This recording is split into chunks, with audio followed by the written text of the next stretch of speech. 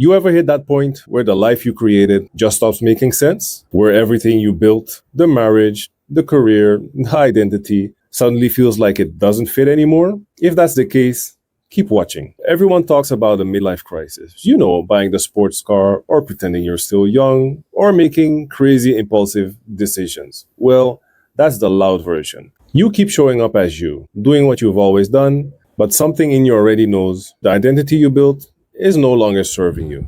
Reaching that point isn't failure, it's a stage in life most people never talk about. That stage is called the void. It's after everything collapses, after life's noise dies down, after the identity you built falls apart. By the end of this video, I want you to see something most men never realize while they're in it. This silence you're in is not the end, it's the in-between stage, a brutal, necessary stage. The silence is actually doing something to you. Believe it or not, it's helping you. And that's what we're going to talk about in this video. Get the job, find a woman, provide, succeed. And for a while, that script works. It gives us direction, it gives us identity. You know who you are, or at least you think you know who you are.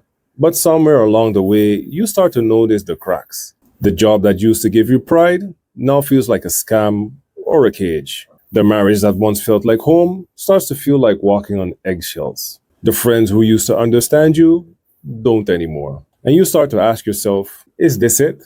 That's usually when the collapse begins. Not all at once, sometimes quietly. A long, slow unraveling of the life you thought was solid. And here's the thing. When your identity is built on achievement, roles, and responsibilities, collapse doesn't just take your job or your marriage, it takes the old you with it. That's what no one warns you about. It's not just loss, it's an identity collapse. You lose the reflection you built your worth and value on, and it's unnerving because you realize you don't even know who you are without all of that. Then after it all collapses, comes the void, the silence. It's not dramatic, it's not loud, it's the quiet phase that follows destruction. Everyone talks about the midlife crisis. You know, buying the sports car, or pretending you're still young, or making crazy impulsive decisions. Well, that's the loud version. But the void, that's when all that energy is gone.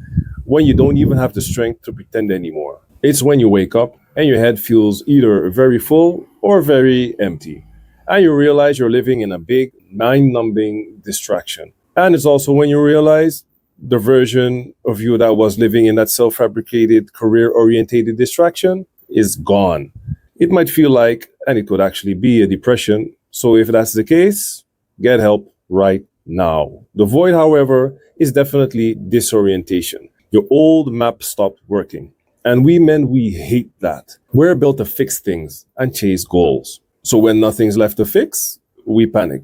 We reach for distractions, dating apps, new goals, side hustles, whatever, anything to avoid the silence. But that silence is where the real work begins. I remember the first day in my new home after my divorce. The house was silent. No footsteps, no voice calling from the hallway, just me staring out the window, wondering how the hell this became my life. And that silence, I'm going to be honest, at first it scared the hell out of me. But eventually, it started to do something. It made me face myself without the role of being a husband. And that's one of the moments I started to realize something. Maybe the silence isn't punishment. Maybe it's a necessary reset. Because when you choose to be by yourself, you stop performing. You stop fighting what's gone. And you start hearing what's been waiting underneath all the noise all along. That's when the void starts teaching you. Here is what I wish someone had told me. You don't learn from the void by trying to escape it.